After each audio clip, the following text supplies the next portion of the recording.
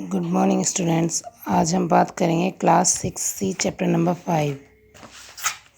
5 पदार्थों का पृथक्करण।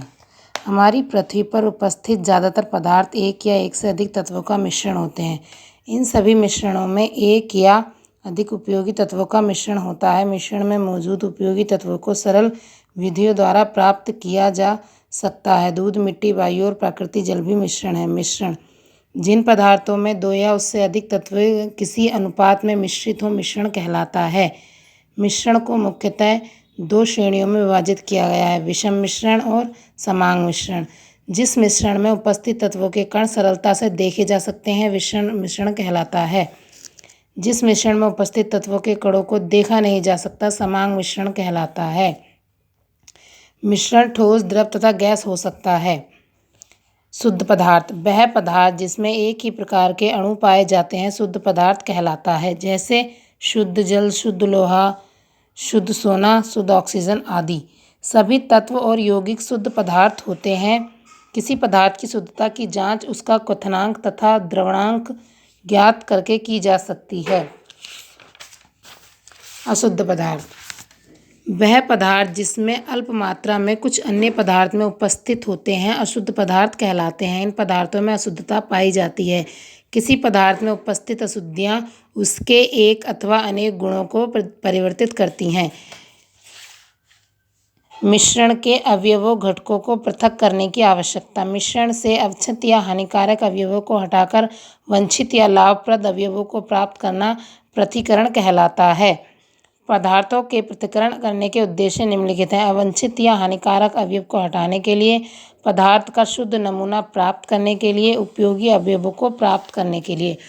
पृथक्करण की विधियाँ। अनचाहे पदार्थों में से उपयोगी अवयवों का पृथक्करण हमारे दैनिक जीवन में आम बात है। दैनिक जीवन में हम पृथक्करण के लिए सरल उपकरणों का प्रयोग करते हैं। किसी मिश्रण के अवयवों के पृथक्करण के लिए कुछ सर्वाधिक सामान्य विधियाँ निम्नलिखित हैं। नंबर 1 चालन, नंबर 2 फटकना, नंबर 3 हाथ से बीनना, नंबर 4 अपसात तथा निवारना, नंबर 5 भारण, नंबर 6 छानना, नंबर 7 बाष्पीकरण, नंबर 8 आसवन, नंबर 9 अपकेंद्रण।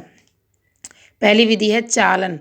विभिन्न आकार के ठोस मिश्रण को पृथक करने के लिए इस विधि का प्रयोग किया जाता है। इस विधि में उचित आकार के छिद्रयुक्त उपकरण का प्रयोग किया जाता है। इस उपकरण को छलनी कहते हैं।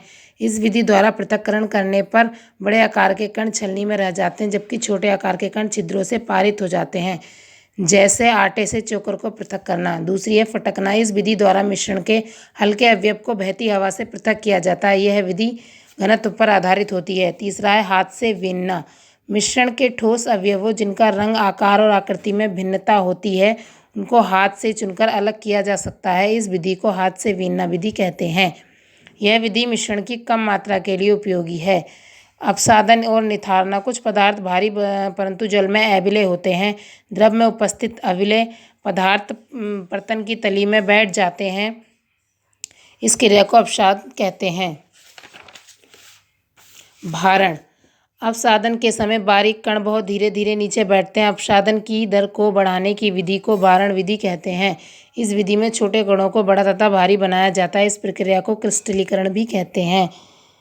छानना। इस विधि में मिश्रण के अविलय अवयव को एक छिद्रयुक्त झिल्ली में से गुजार कर पृथक किया जाता है। छननी छिद्रों से युक्त एक ऐसा माध्यम है जिसमें अविलय ठोस कण रोक लिए जाते हैं और स्वच्छ द्रव फिल्ट्रेट के माध्यम से एकत्र कर लिया जाता है। जल का छानना। जल जीवन के सबसे महत्वपूर्ण अवयव है। पृथ्वी पर जल वर्षा द्वारा प्राप्त होता है। वर्षा का जल भूमि में जाता है, जिसका हम कई रूपों में प्रयोग करते हैं। इसका प्रयोग घरेलू जल फिल्टर द्वारा होता है। वाष्पीकरण। इस विधि का प्रयोग मिश्रण में से विलय अवयव को पुनः प्राप्त करने के लिए किया जाता है। मिश्रण को तब तक गर्म करते हैं जब तक कि मिश्रण का समस्त द्रव वाष्पीकृत न हो जाए। लास्ट है अपकेंद्रण विधि। द्रव में निलंबित ठोस कणों को तीव्रता से घुमाकर पृथक करने की क्रिया को अपकेंद्रण कहते हैं। इस विधि में निलंबित कणों से युक्त मिश्रण को अपकेंद्रक द्वारा तेजी से घुमाया जाता है। इसके फलस्वरूप भारी कण बर्तन में नीचे बैठ जाते हैं और हल्के कण केंद्र में एकत्रित होकर ऊपर तैरने लगते हैं। दूध से क्रीम को इसी विधि द्वारा पृथक किया जाता है। विभिन्न विधियों के सम्मिलित प्रयोग द्वारा पृथक्करण। ये था आपका चैप्टर नंबर 5 की थ्योरी है। जब आप इसका काम करेंगे तो आपको 2 डायग्राम बनाने होंगे, एक ये वाला और एक ये वाला, जो आपके मैंने PDF में बना दिए हैं। तो आप इन डायग्राम को अपनी कॉपी में अवश्य बना लें। Thank you.